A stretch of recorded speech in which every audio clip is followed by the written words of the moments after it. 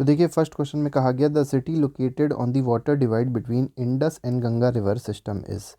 तो इंडस और गंगा से रिवर सिस्टम के डिवाइड पे जो सिटी लोकेटेड है वो आपको बताना है कौन सी सिटी है।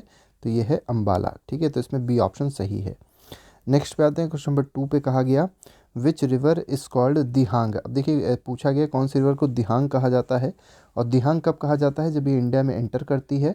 और कहाँ से एंटर करती है, तो अरुणाचल प्रदेश से एंटर करती है। तो ये रिवर कौन सी है, तो ये रिवर है ब्रह्मपुत्रा। ठीक है, तो Brahmaputra is the correct answer. Next question पे आएंगे, क्वेश्चन नंबर 3 में कहा गया the world's largest drainage basin is of dash river. तो किस रिवर की सबसे बड़ी सबसे लार्जेस्ट ड्रेनेज बेसिन है, ये आपको इस क्वेश्चन में बताना है।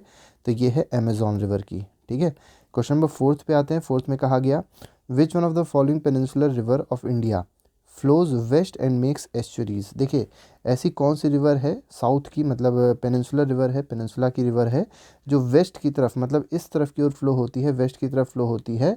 और अगर देखा जाए वो क्या बनाती है, एस्चुरीज बनाती हैं। आपको पता होगा जो ईस्ट फ्लोइंग रिवर्स होती हैं वो डेल्टा बनाती हैं, डेल्टा क्रिएट करती हैं, और जो वेस्ट फ्लोइंग होती हैं वो एस्चुरीज बनाती हैं। तो आपको बताना है ऐसी कौन सी रिवर है जो एस्चुरी बनाएगी, तो ये है तापी। ठीक है, तो इसमें डी ऑप्शन सही है। नेक्स्ट क्वेश्चन पे आते हैं, क्वेश्चन नंबर 5 में कहा गया वेम्बानद लेक जो है वो कहाँ पर लोकेटेड है, ये इस क्वेश्चन में पूछा गया है। तो ये लोकेटेड है केरल में। ठीक है, तो केरला या Kerala will be the correct answer. Question में 6 में आते हैं विच one of the following lake is artificial. तो आपको बताना है इसमें से कौन सी लेक आर्टिफिशियल लेक है। ठीक है, तो सांभर नेचुरल है, चिलिका भी नहीं है, राणा प्रताप भी नहीं है, इसमें Pulicat is the artificial lake. Pulicat जो है, पुलिकट अगर देखेंगे, पुलिकट एक नेचुरल लेक है। यहाँ पे जो आर्टिफिशियल है वो आपकी राणा प्रताप सागर है, जो कि कहाँ पर लोकेटेड है, राजस्थान में लोकेटेड है। ठीक है, तो इसमें जो सही आंसर होगा that will be option number D. Next पे आते हैं, क्वेश्चन नंबर 7 को देखते हैं। 7th में कहा गया है विच of the following peninsular reverse is called दक्षिण गंगा। तो दक्षिण गंगा किस पेनिनसुलर रिवर को कहा जाता है, तो गोदावरी को कहा जाता है। ठीक है, तो गंगा ऑफ साउथ भी इसको कहते हैं। ठीक है, तो इसको कहा जाएगा क्या, गोदावरी को कहा जाएगा क्या, दक्षिण गंगा। नेक्स्ट पाएंगे क्वेश्चन नंबर 8 में the valley of Kashmir is famous for. तो वैली ऑफ कश्मीर जो है, वैली ऑफ कश्मीर किसके लिए फेमस है। तो नेक्स्ट पे आते हैं, क्वेश्चन नंबर 9 में कहा गया the Ganga action plan GAP phase 1 was started in the year. तो आपको बताना है गंगा एक्शन प्लान जो था वो किस ईयर में स्टार्ट किया गया था, तो 1985 में स्टार्ट किया गया था। The following describe the drainage pattern resembling the branches of tree. तो देखिए ब्रांच, ट्री की ब्रांच की तरह किसका ड्रेनेज पैटर्न होता है इनमें से, ये आपको बताना है। ठीक है, तो ब्रांच ऑफ ट्री की तरह किसका ड्रेनेज पैटर्न होगा, तो डेंड्राइट जो है that drainage pattern is resembles the branch of a tree. मतलब ये जो डेंड्राइटिक होता है ड्रेनेज पैटर्न, ये किसकी तरह दिखता है, ट्री की ब्रांचेस की तरह दिखता है।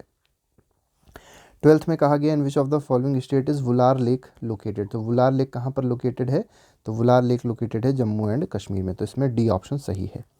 नेक्स्ट पे आते हैं, क्वेश्चन नंबर 13 में the river Narmada has its source at. तो नर्मदा रिवर जो है उसका सोर्स क्या है, तो ये है अमरकंटक। ठीक है, तो अमरकंटक जो है that is the source of Narmada river. तो आप इसको सी से मैच कर दीजिए। नेक्स्ट पे क्या आ जाएगा विच of the following lake is salt water lake. अब देखिए आपको बताना है सॉल्ट वाटर लेक इनमें से कौन सी है। सॉल्ट वाटर मतलब ये कह सकते हैं नमकीन पानी। ठीक है, तो सांभर लेक जो है that is salt water lake. बाकी दाल हो गई, वुलार हो गई, गोबिंद सागर हो गई, तो ये सब कैसी लेक्स हैं, तो ये सब फ्रेश वाटर लेक हैं। ठीक है, तो ये they are fresh water lake.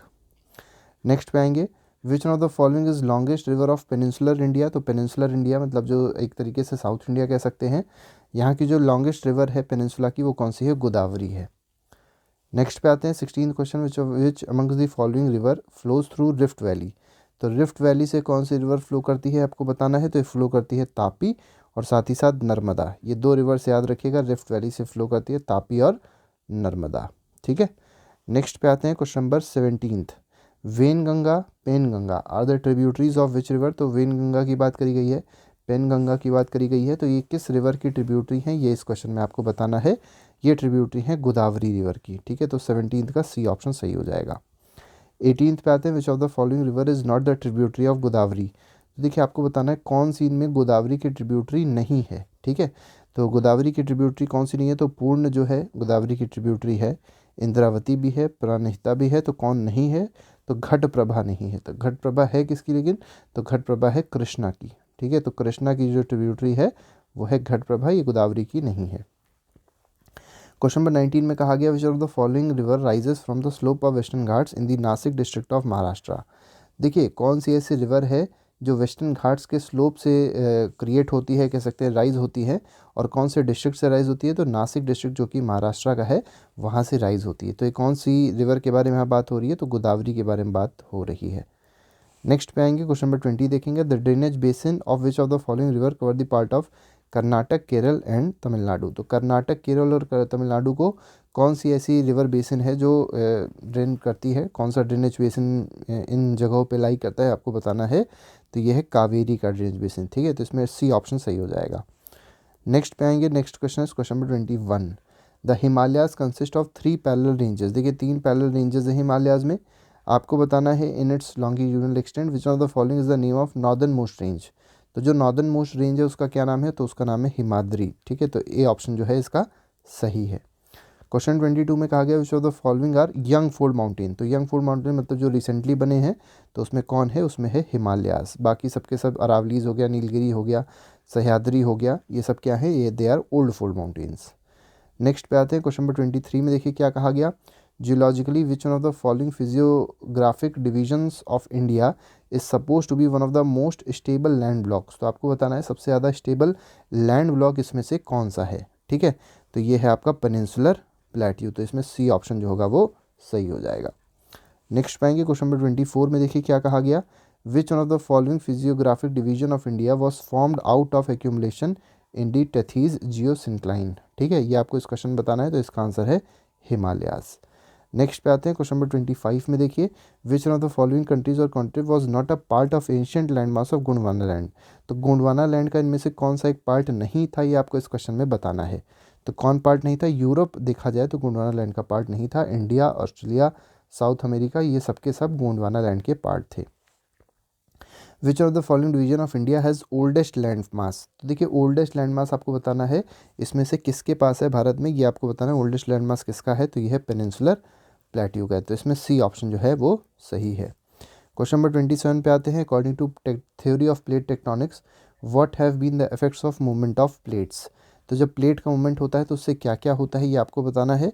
तो change in position and size of continent बिल्कुल सही है, फॉर्मेशन ऑफ ओशन बेसिन ये भी सही है, evolution of present landforms and relief India जैसे हिमालयाज हो गया, तो इन सब का इवोल्यूशन किससे हुआ है, थ्योरी ऑफ प्लेट टेक्टोनिक्स से हुआ है, या कैसे मूवमेंट ऑफ प्लेट से हुआ है, according to theory of plate tectonics. ठीक है, तो यहाँ पर all of the above will be the correct answer.